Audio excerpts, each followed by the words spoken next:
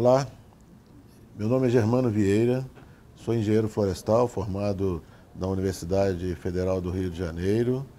Tenho mais de 30 anos de experiência no setor florestal, plantando eucaliptos e pinos em Minas Gerais, São Paulo, Mato Grosso do Sul, Paraná, Santa Catarina e Rio Grande do Sul.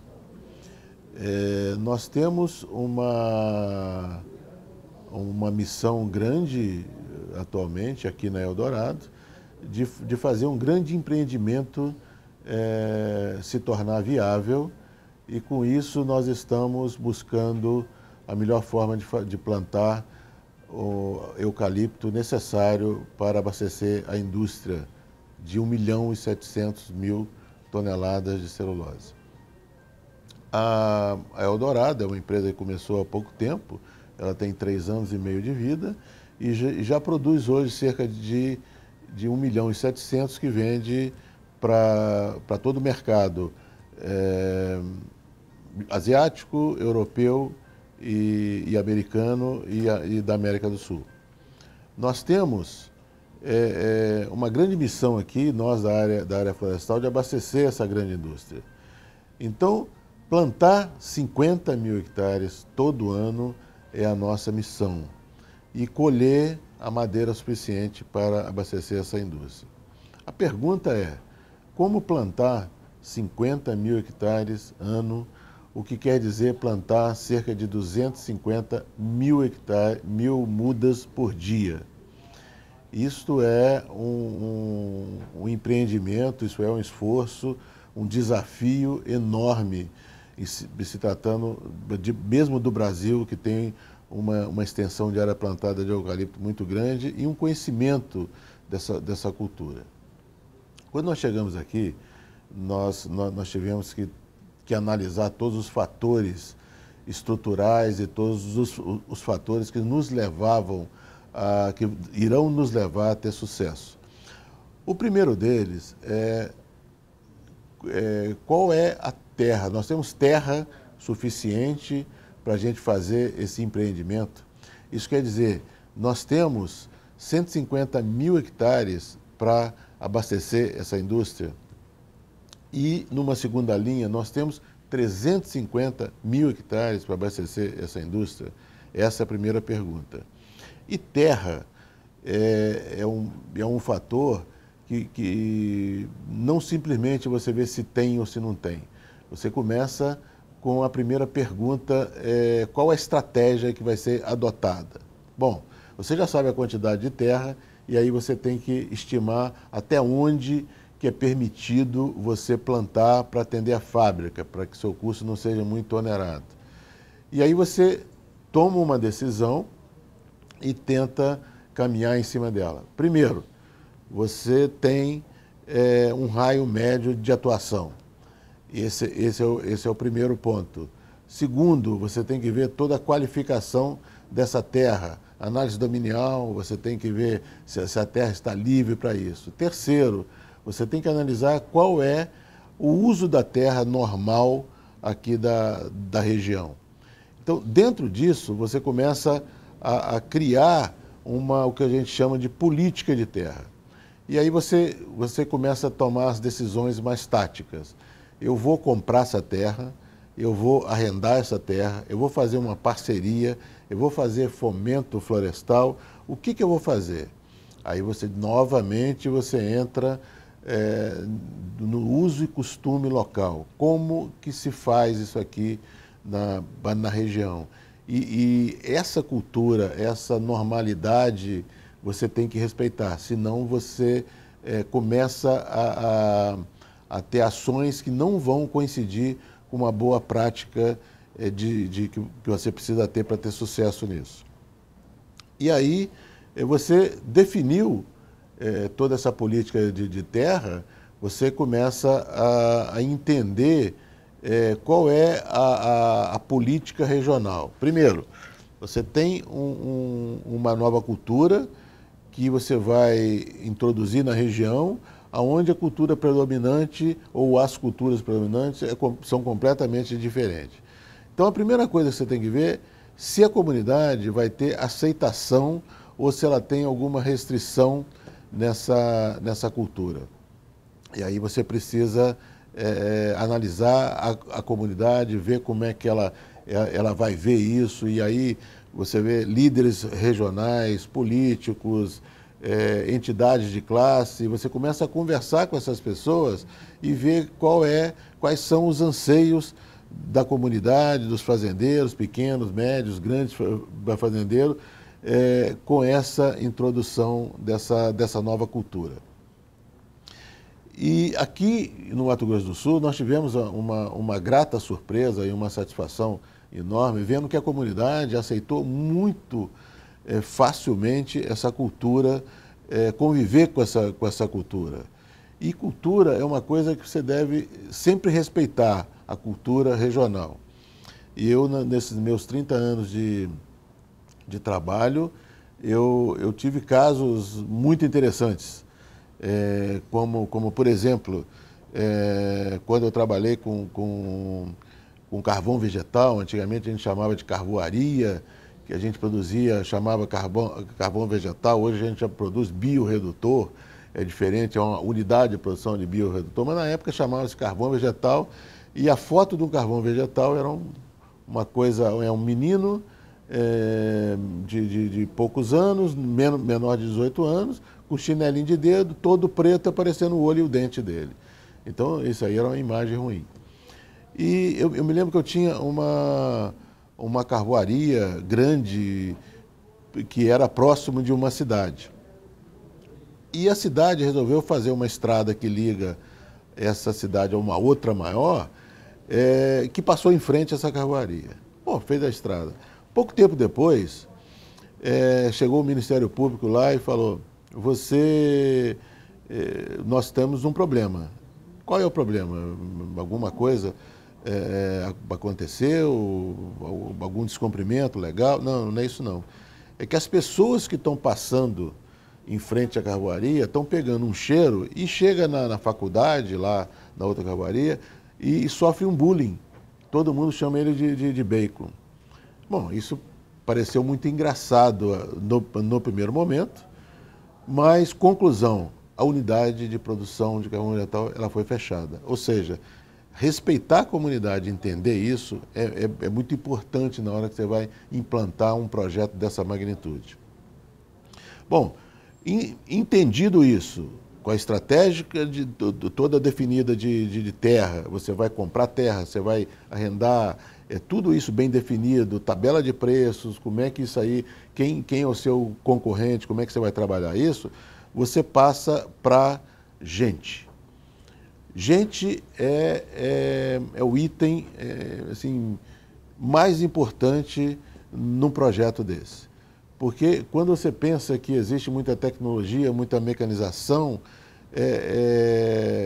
isso é verdade, isso tá crescendo, mas a dependência de pessoas qualificadas, é muito grande.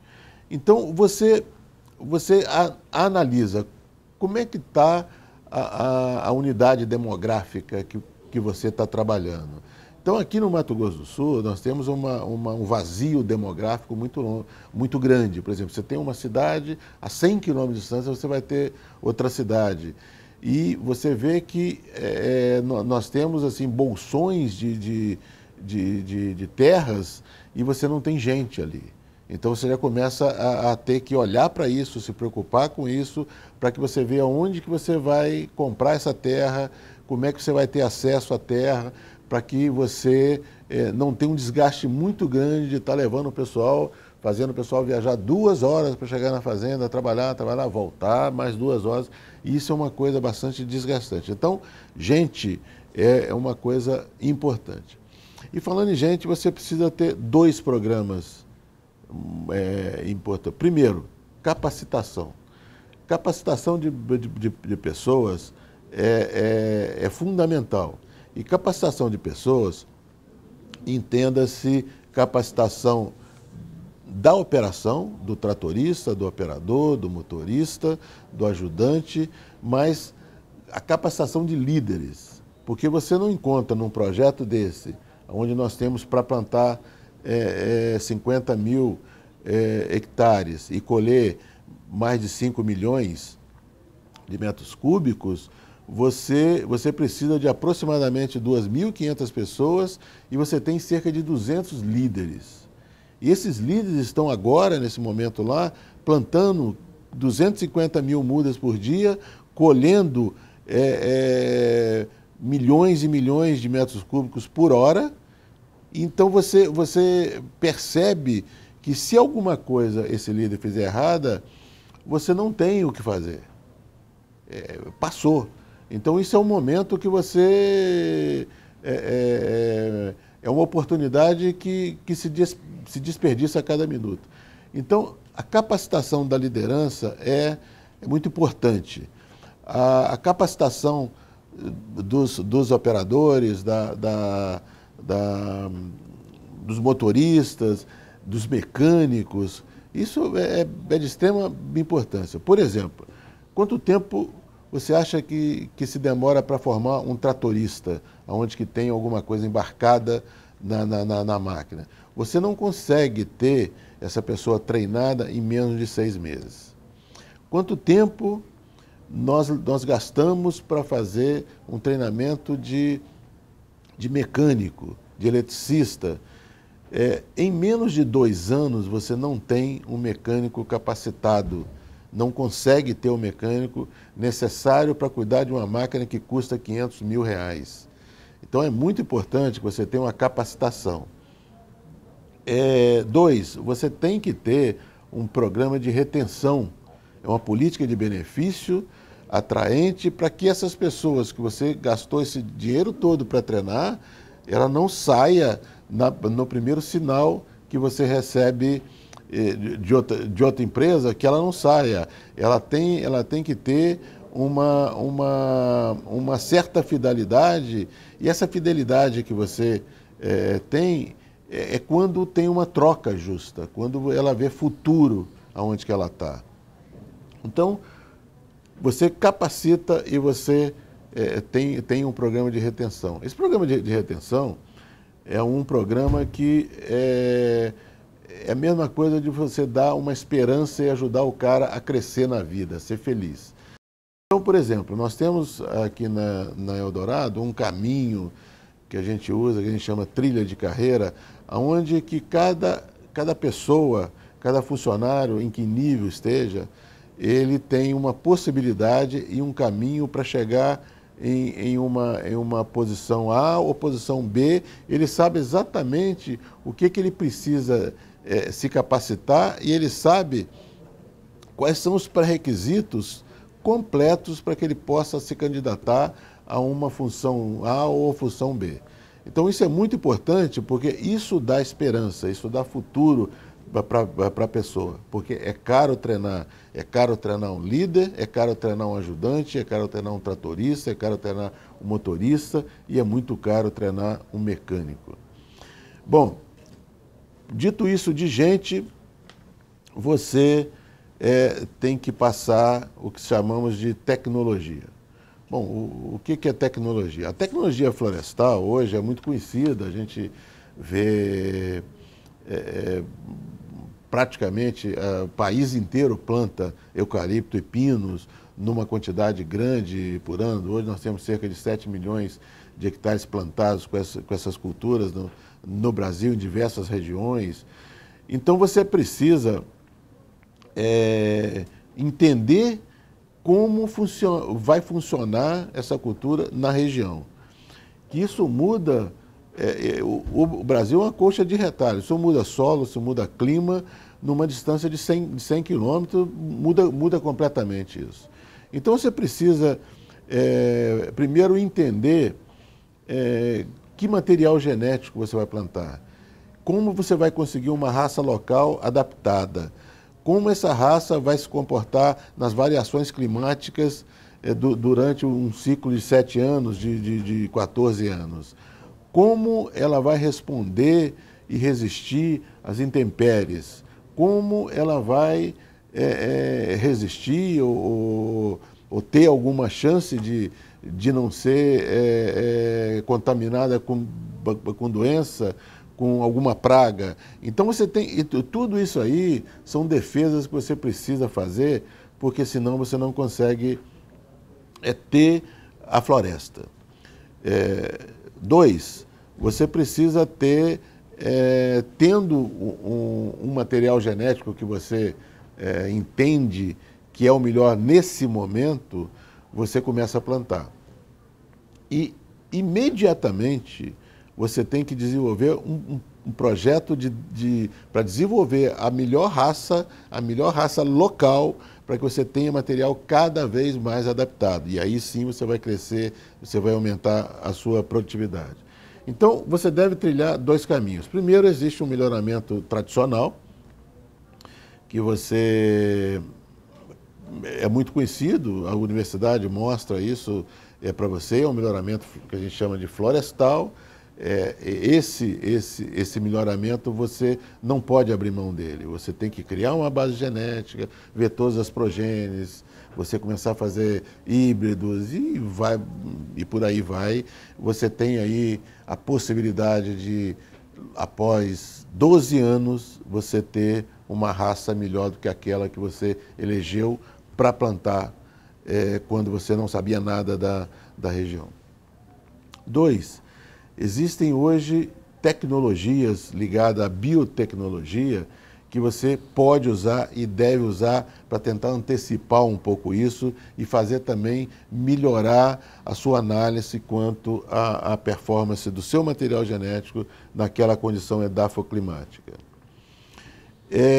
Você tem que ter um conhecimento muito grande do seu local, regime de chuva, o seu solo, como é que é esse solo, que percentual de areia, que percentual de argila ele tem, qual a profundidade do seu solo, como é que ele é mais ou menos erodível, ele sofre muita erosão laminar, como é que isso funciona? Você tem que, isso é conhecimento, observação, porque disso vai depender as suas aberturas de talhões, de carreadores, saída d'água, tudo isso tem que ser feito.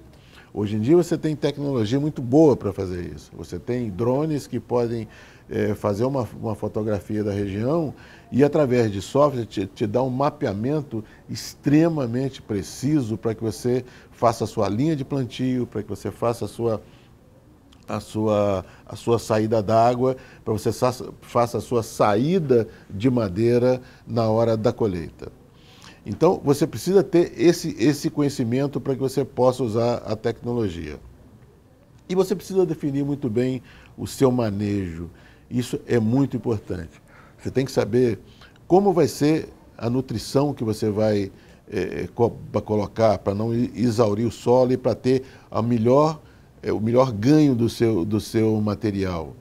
Que espaçamento que você vai fazer, como você vai monitorar toda a sua floresta para proteger a sua floresta contra pragas, doenças e incêndio. Isso é muito importante, que você tenha uma estratégia de defesa para todos esses fatores. E o mais importante que eu coloco nisso, depois que você tem todo esse conhecimento, é você fazer com que isso tudo ocorra da forma mais homogênea possível e mais precisa possível. É diferente de você falar silvicultura de precisão.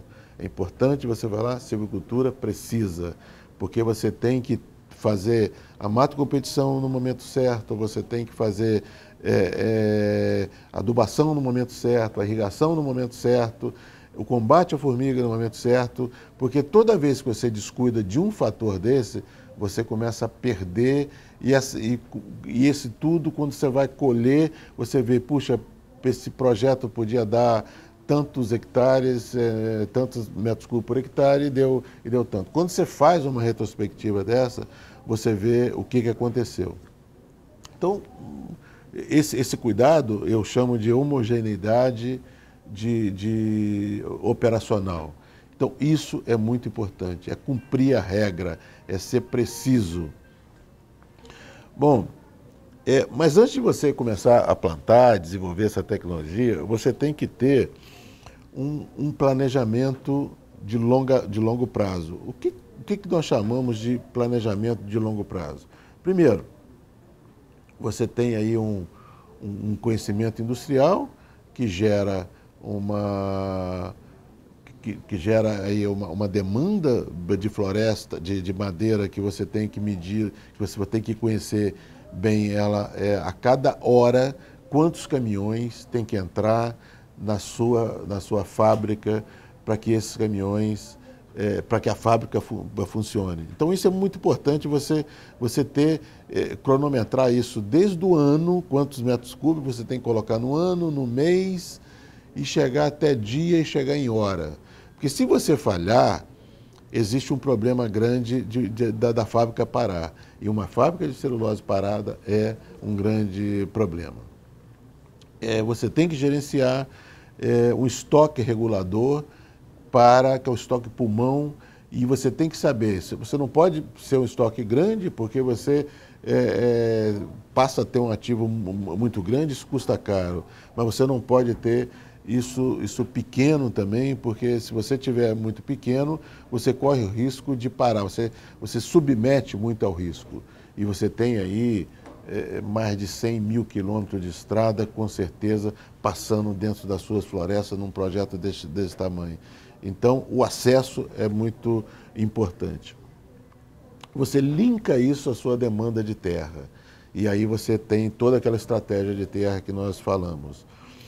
Você estabelece raios de atuação. Você estabelece critérios de mosaicos de colheita para que você tenha um equilíbrio em todo esse manejo dessa floresta. Você estabelece todos os recursos necessários para que você possa trabalhar isso de forma organizada, sem ter muito atropelos, muita turbulência. E você começa a medir. Você tem que medir, mensurar, porque só dessa maneira você consegue gerenciar bem. Então, estabelecer os KPIs importantes, a periodicidade importante de cada medição. O que é mais crítico, você mede em espaços mais curtos, o que é menos crítico, você mede em espaços maiores. Isso é fundamental, porque a cada momento que você perde, você compromete lá na frente o seu abastecimento. E aí você tem que plantar mais, comprar mais madeira, superar esse gap. Isso aí só é possível se você não medir bem. Então a sua floresta nasceu, começou, ele tem um padrão de crescimento. Você estabelece, a minha floresta tem que crescer 2 centímetros por dia no primeiro ano. Ponto. 2,5 centímetros. Aqui, não, ela não dá, ela vai dar 1,5 centímetros, dependendo do conhecimento, dependendo da região e a pluviometria. E aí você começa a medir isso. Você plantou, você olhou a sobrevivência, em pouco tempo você vai lá e vê o quanto que ela cresceu por dia. Como é que está a saúde dessa floresta? Ela está boa, não está boa? Você precisa colocar mais nutriente? Não precisa. Você analisou isso, você está medindo e está tomando ações que são extremamente importantes para você conseguir a sua floresta com a qualidade e na quantidade que você precisa. Começa a passar os anos, 2 anos, você tem a sua primeira medição real de madeira. 3 anos você tem uma segunda medição e você vai criando a sua curva de tendência, a sua curva de tendência de crescimento. Como é que se comporta o crescimento aqui nessa região que você está trabalhando?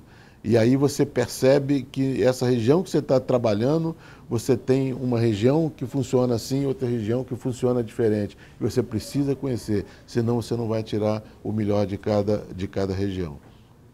E você fazendo todas essas mensurações, mensuração de qualidade, mensuração de homogeneidade de trabalho, mensuração de qualidade nutricional da floresta, você começa a ter um sistema de gestão eficiente para que os seus 200 líderes tenham acesso a essas informações e aí sim eles podem tomar a melhor decisão. Não adianta você ter informação para o diretor, para o gerente.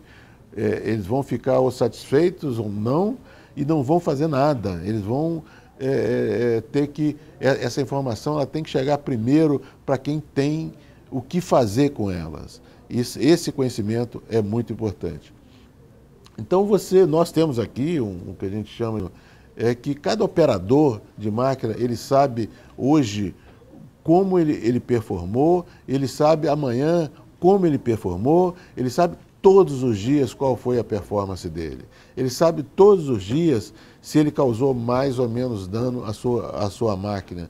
E o líder está lá junto com ele para não deixar que isso aconteça. E isso vai se misturando toda esse apanhados de informações e conhecimentos diários para que você comece a ter um custo adequado.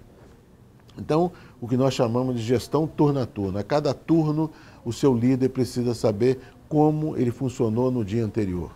Isso é fundamental, porque você errou uma vez, você não recupera. Aquele recurso que você gastou, já gastou. Não tem jeito. Existe uma coisa na silvicultura, que a silvicultura tem um custo fixo muito grande, seja ele qual for, o custo fixo. Você pode variar um óleo diesel, uma adubação, uma coisa, mas o grande volume de dinheiro é fixo, então você não pode perder nem um minuto com esse custo fixo. Então, nós temos aí o local, nós temos toda a estratégia de terra, estratégia de gente, estratégia política, tecnologia, planejamento, analisar toda a sua logística e aí sim nós vamos estar prontos para plantar 50 mil hectares. E aí começa o dia.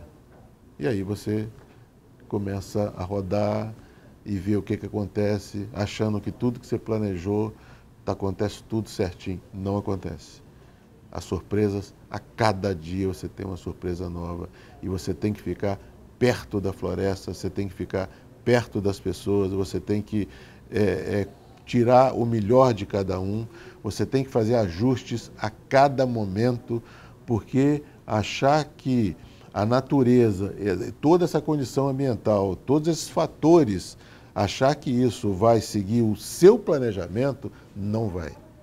E aí entra a experiência, você olha para um supervisor, para um líder, para um gerente que tem uma experiência e que vai lá e ele te avisa, olha, isso aqui eu acho que não dá certo. Não, mas o meu planejamento diz que é para fazer assim.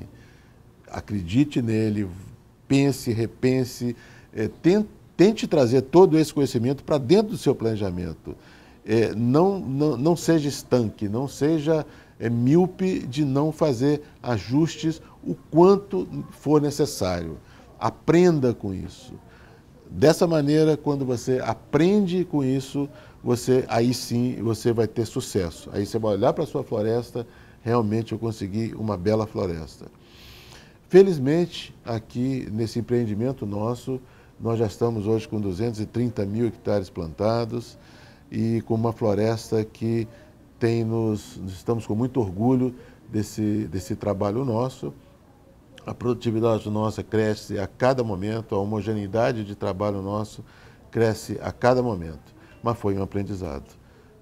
Com certeza absoluta, isso não foi fácil para ninguém da minha equipe e eu acho que todos os nossos 200 líderes, eles tiveram muito trabalho e merecem um grande parabéns para esse trabalho. Muito obrigado, espero que vocês tenham gostado de todo esse resumo de formação, como que se planta 50 mil hectares. Eu tive essa experiência e isso foi muito bom. Vou deixar aqui o meu e-mail para quem quiser fazer alguma pergunta, que é germano.vieira@eldoradobrasil.com.br e com certeza eu vou tentar responder aquilo que vocês perguntarem e se não puder eu peço a algum colega meu que ele vai mais adequado para isso. Obrigado e tenha um bom dia.